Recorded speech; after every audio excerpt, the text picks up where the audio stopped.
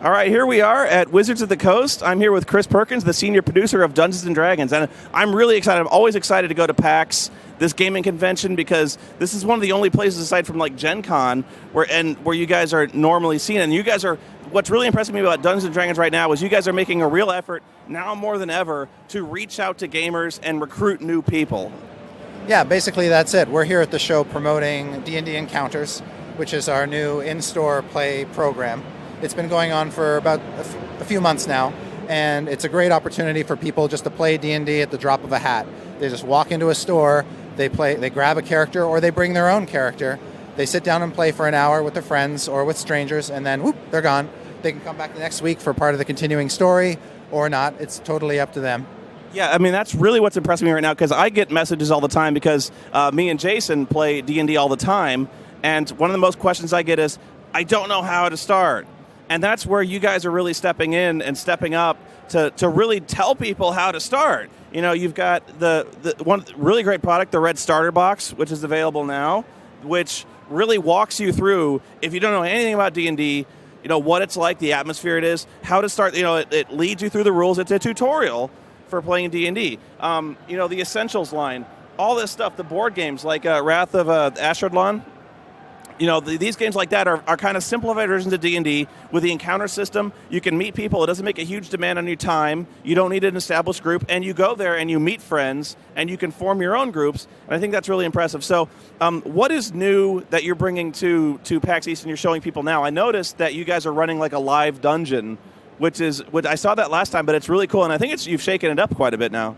Yeah, we've got basically this thing where we've got a big giant grid on the floor that you stand on. You're essentially playing your miniature, and you are trying to survive an encounter with Strahd and with the dragon Ashardlon.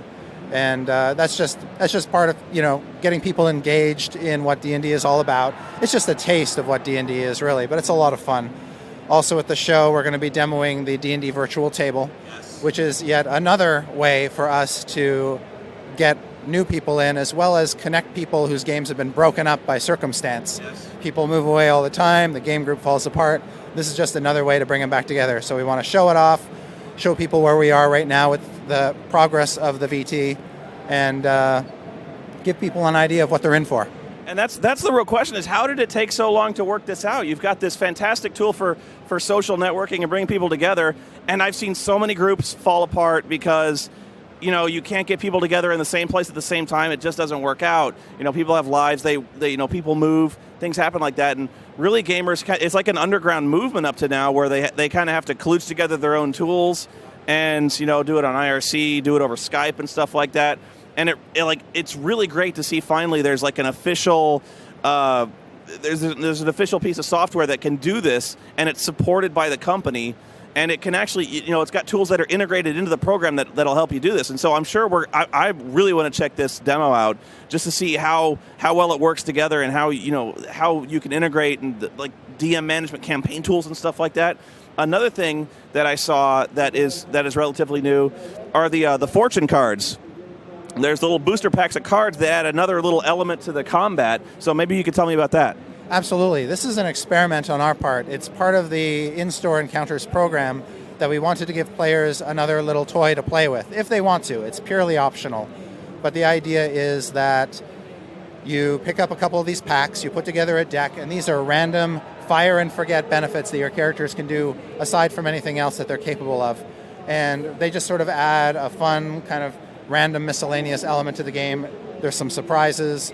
There's some, oh, wow, I didn't know I could do that kind of moments.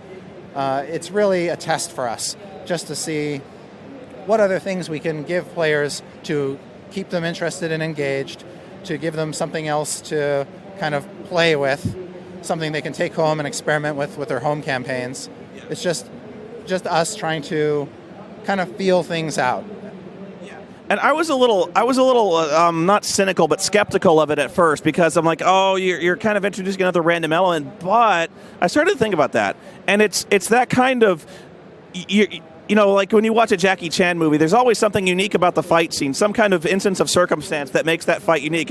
Someone's fighting with a handicap, someone's fighting with an advantage, and it's being able to overcome that element that I think makes the combats more exciting and involving. I think that's where you guys are coming from. It's because it's those little things that people remember, and it makes those fights memorable. And it's just not, we're doing another fight against another group of goblins. That's what I thought was really interesting about that. Also, you've got this new board game. How does this compare to Castle Ravenloft, which was the last board game you released? These two games are actually related to each other. They kind of use the same base system so that you can mix and match the games if you want to. The experiences are very similar in that respect. So you're basically building out your dungeon, and then the heroes are trying to survive the various challenges, but all the tiles, all the components, all the miniatures of the two games can be shared so that you can create an experience that's, Castle of Chardalon or, Wrath of Ravenloft. You can sort of mix and match them. Board games is another expression of D&D that we're really kind of diving into.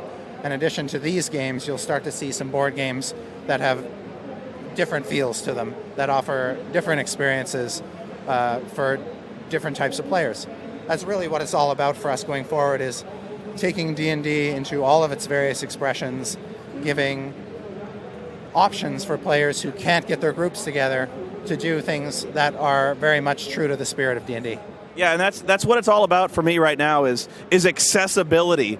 That's one of the biggest things where people don't play because they're scared of it, they're intimidated by it. Now you've got D&D that's accessible to anyone. You've got people starting out with this. If you've got people who are more used to board games, you've got something that can relate to them like that. You've got the dungeon tiles. You make it visual. You make it easy for them to relate to. That's what I think is really exciting. So I want to check out that live dungeon right now, and I'll be back. I'm going to show people footage, if I can, of the live tabletop, the virtual tabletop online. So Chris, thank you so much for talking with me. Play D&D, guys, please. It's one of my favorite games of all time. So it's a great social experience, and it'll get you. You don't even need to leave the house now. You can play it online. So hey, you got no excuse. Even I have to admit, the D&D fortune cards are an experiment with long-shot odds. They'll have to be pretty darn special for gamers to want to shell out money.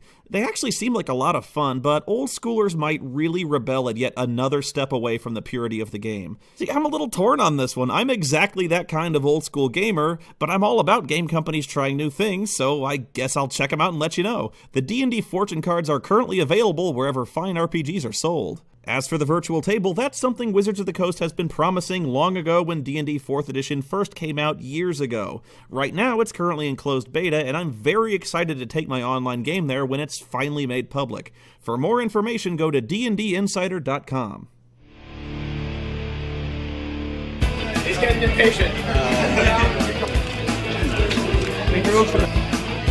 That's it? You're just... D&D Encounters is kind of a new format for playing Dungeons & Dragons where you get together at a hobby store or a gaming store. It's basically like a mini campaign designed to run over a series of a number of months. They do an encounter a night, about 2 hours. It gives a chance for newer players to get introduced. If you don't have a lot of time during the day, it's always good to be able to play just a quick game. It's a small slice. It gives, I think, more players an opportunity to come in and play because, quite frankly, in today's busy world, 2 hours is a lot easier to find than 4 to 6 hours. I like that you can drop in because I'm in school right now and I can't come every week, so it's great to just be able to come for a few. The Dungeon Master, well, he's first and foremost a storyteller. We've had several different DMs, so... And you told me the first one was doing great voices and great sound effects. Yes. But DM, we're not supposed to kill the party, just almost. Very imaginative. I'm a little bit of a ham, so I enjoy, playing out the characters, and hopefully that makes things a little bit more challenging for them. Instead of just having an orc run up or a human run up and swing a sword at us, he describes it and says what's going on, acts out in the little voices, screams and runs. It's great. The story pulled me in. I like the way that everything's tying in together. There's a lot of unique traps and puzzles to go through that really tie into the background of the story very well. It's been a lot of fun so far. D&D in general is just a fun chance to get together, hang out, role play through scenarios with other people, and kind of step out of real life for a minute and just have a lot of fun. All walks of life, gamers, non-gamers. So it's a really great melting pot of D&D players that are participating in D&D Encounters.